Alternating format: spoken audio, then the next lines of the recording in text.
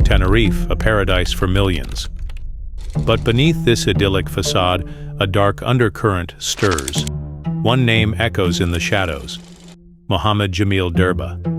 To some, a successful businessman. To the authorities, the alleged mastermind of the largest criminal organization in southern Tenerife. He recently walked through the gates of Tenerife 2 prison, a free man, at least for now. The island holds its breath. What does the return of this enigmatic figure mean for the streets he once, allegedly, controlled? Born in Batulier, Lebanon in 1964, the son of a truck driver, Mohammed Jamil Derba's childhood was marked by poverty and a fierce ambition to escape it. He didn't just seek comfort, he craved wealth. In 1989, he landed in Tenerife. He didn't come alone. He was accompanied by John Palmer, the infamous British criminal known as Goldfinger, notorious for his involvement in the Brinksmat gold heist. His apprenticeship in crime began much earlier, in Sierra Leone. Some accounts paint him as an honest merchant. Others suggest shady dealings with military officials, perhaps arms trafficking, while serving as Palmer's driver and bodyguard. Palmer, impressed by Derba's shrewdness and energy, invited him to Tenerife. He started as his head of security, navigating the complex interests of Palmer's organization, which revolved around prostitution, protection rackets, and timeshare scams. But loyalty has an expiration date in the underworld. Between 1998 and 1999, Derba betrayed Palmer. The peace and harmony morphed into a brutal power struggle. From his British prison cell, a furious Palmer allegedly ordered Derba's assassination on 2 occasions. Derba dodged death, once thanks to a tip that alerted the national police about a pair of Italian mobsters sent to Tenerife to execute him. With Palmer finally arrested and later found dead under strange circumstances in 2015, Derba's network reportedly became the most powerful in the Canary Islands. He had established himself as the master of southern Tenerife. The apprentice had surpassed and replaced his master. Authorities identified Derba as the alleged kingpin of southern Tenerife's largest criminal organization, primarily focused on drug trafficking. His cannabis clubs, scattered across the south of the island, were supposedly nothing more than a front for trafficking cocaine and heroin. Although the most recent raids on his premises didn't find large quantities of drugs, a detail that influenced his recent release on bail, the main accusation persists: large-scale drug importation, allegedly from Africa. This apparent contradiction, the lack of major direct seizures versus the magnitude of the accusations, suggests a sophisticated operation, where the leader distances himself from the physical handling of the goods, focusing on orchestration and laundering. And money laundering was an art Derba seemed to master. His organization allegedly laundered more than 2 billion pesetas, about 12 million euros, annually, from fraud and extortion, mainly through a lucrative timeshare business. He founded a network of shell companies: Millennium Club Card, Privilege, Cream Holidays, Lebanon Sur, Colonial Beach Club. These companies systematically scammed tourists, especially British and German nationals, by selling them fictitious or unavailable vacation properties. The Ponderosa Hotel in Costa Adige has also been linked to Derba's business web, who also expanded his interest to an apart hotel, restaurants, and bars. The dirty money flowed systematically to tax havens, far from the eyes of justice. But Derba's network wasn't limited to drug trafficking and laundering. The charges also include document forgery and the use of thugs to extort local business owners. Those who refused to pay the Mafia tax saw their businesses threatened and harassed. A diversified criminal empire built on foundations of fear and deceit.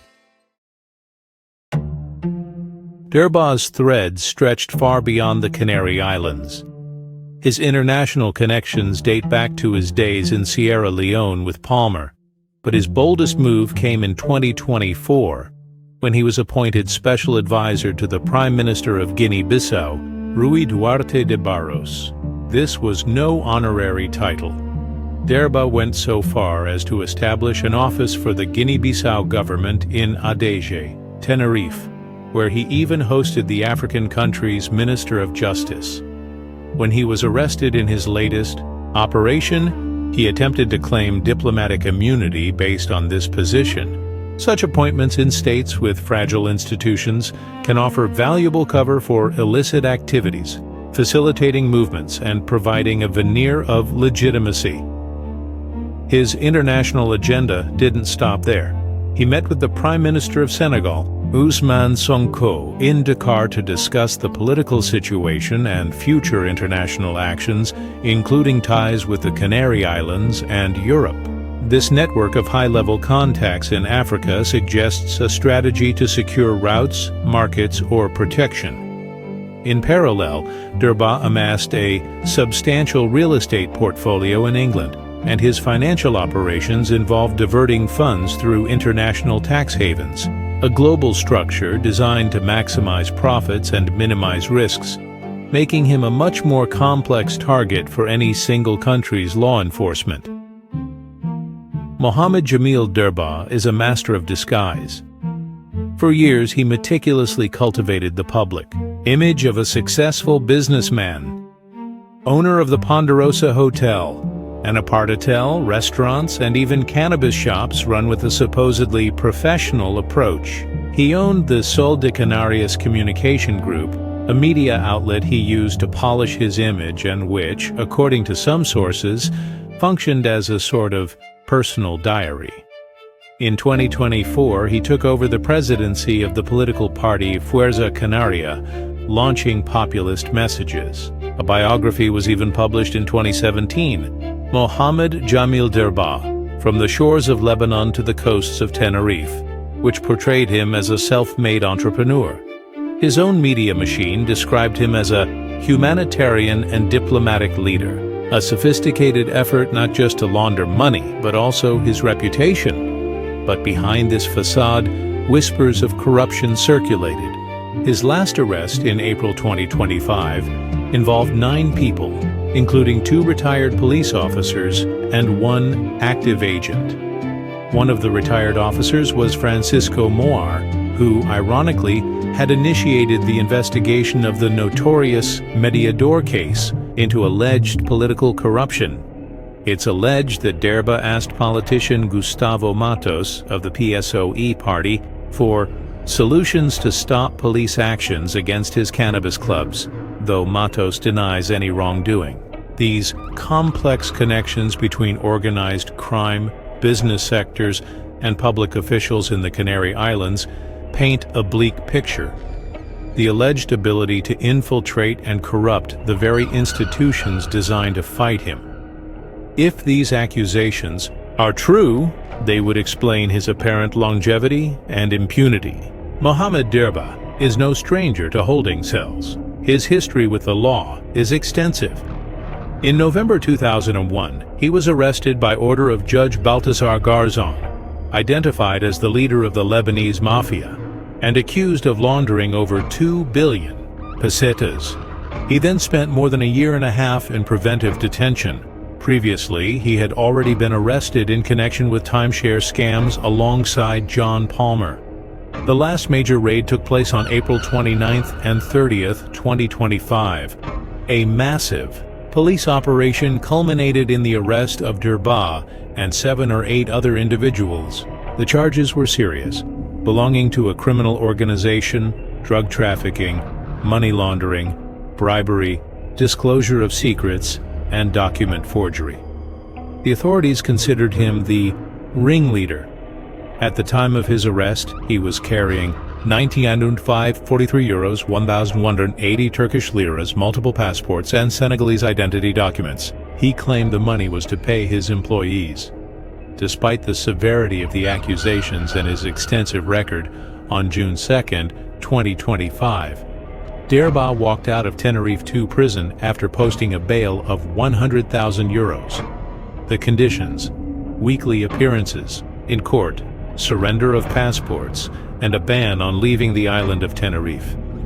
The court argued there was no flight risk due to his strong ties to the island, and that the amount of drugs seized in the recent raids was not sufficient to suggest large-scale trafficking or laundering at that specific time.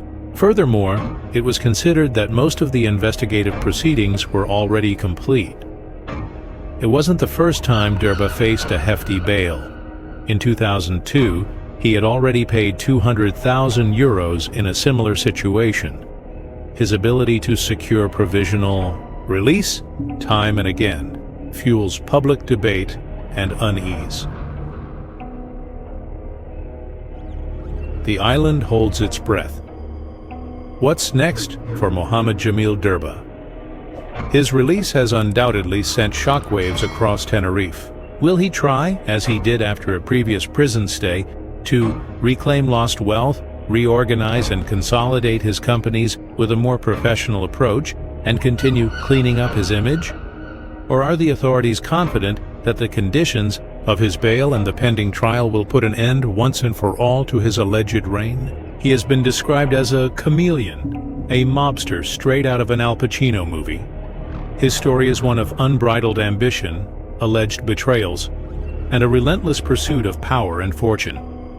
In his office, a plaque with a golden rule: he who has the gold makes the rules.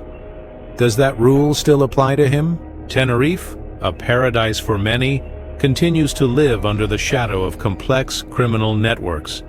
Is Derba's chapter coming to an end? Or is this merely another intermission in a criminal saga that refuses to conclude? The answer, for now, remains buried among the sun-drenched secrets of the island. The future is a blank page, and the hand that will write it is still a mystery.